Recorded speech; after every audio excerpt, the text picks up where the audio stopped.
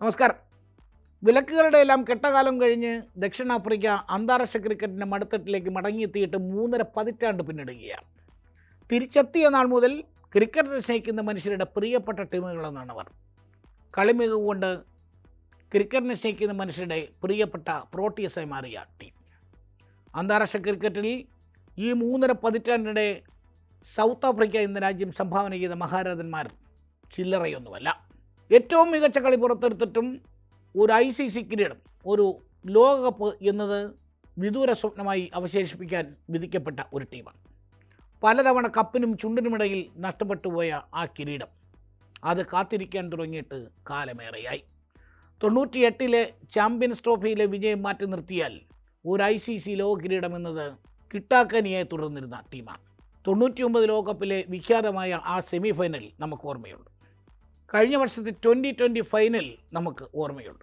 ഇവിടെയെല്ലാം തോറ്റ് തലകുനിച്ച് പിൻവാങ്ങാനായിരുന്നു ദക്ഷിണാഫ്രിക്കയുടെ വിധി.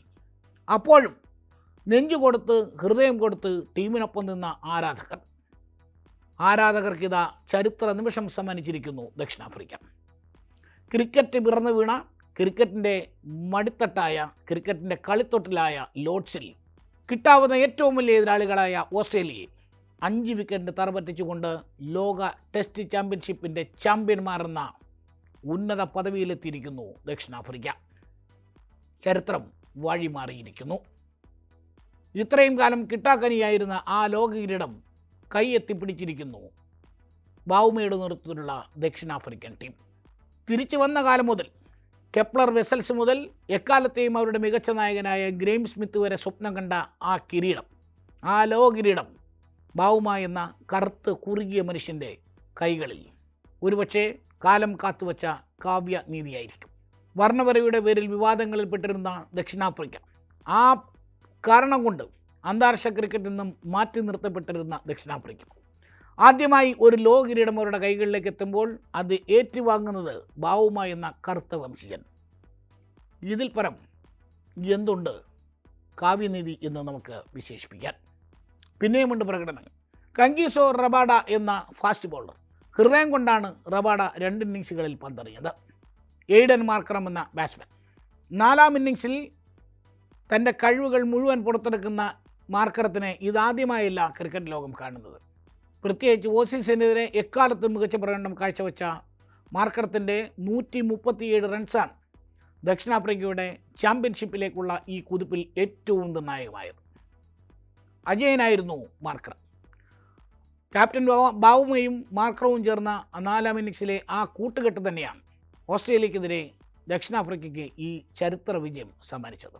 നേരത്തെ പറഞ്ഞതുപോലെ കെപ്ലർ വെസൽസും ഒരു ടീം എന്ന നിലയിൽ ദക്ഷിണാഫ്രിക്കയെ ലോകത്തോളം ഉയർത്തിയ ഹാൻസി ക്രൂണിയെയും, ഗ്രെയിം സ്മിത്തും, ജാക്ക് കാലിസും, ഫാനി ഡിവിലിയേഴ്സും, അലൻ ഡൊണാൾഡും, മാർക്ക് ബൗച്ചറും, ലാൻസ് ക്ലൂസ്നറും, ജാക്ക് അലീസും എന്നുവേണ്ട മക്കായ് എൻഡിന് വരെയുള്ള ദക്ഷിണാഫ്രിക്ക ക്രിക്കറ്റ് സൃഷ്ടിച്ച മഹാരാധന്മാരെല്ലാം സാക്ഷാൽ AB ഡിവിലിയേഴ്സ് വരെയുള്ളവർ സ്വപ്നം കണ്ട കിരീടമാണ്.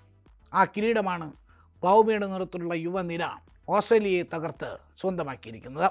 ഇവിടെ ക്രിക്കറ്റ് എന്ന ഗെയിം തന്നെയാണ് വിജയിച്ചിരിക്കുന്നത്.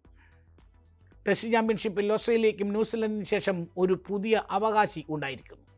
ക്രിക്കറ്റിനെ സ്നേഹിക്കുന്ന സകല മനുഷ്യരും കാത്തിരുന്ന ഒരു വിജയം. ദക്ഷിണാഫ്രിക്കയുടെ ഈ വിജയത്തിലൂടെ അതാണ് സാധ്യമായിരിക്കുന്നത്. അതാണ് പറഞ്ഞത്, ക്രിക്കറ്റാണ് ഇവിടെ വിജയിച്ചിരിക്കുന്നത്. ലോർഡ്സിലെ ഗാലറികൾ നമ്മൾ കണ്ടതാണ്. കൊച്ചുമക്കളുമൊത്ത് കളി കാണാനെത്തിയ ദക്ഷിണാഫ്രിക്കക്കാരായ മുത്തച്ഛനാണ്. ദേശീയ പതാകയുടെ നിറം ദേഹത്ത് വാരിയണിഞ്ഞ തലമുറകളുടെ സംഘവുമായിരുന്നു ലോർഡ്സിൻ്റെ മൈതാനത്ത്. ആ തലമുറകളെ സാക്ഷി നിർത്തി ദക്ഷിണാഫ്രിക്ക പുതിയ ചരിത്രം രചിച്ചിരിക്കുകയാണ്.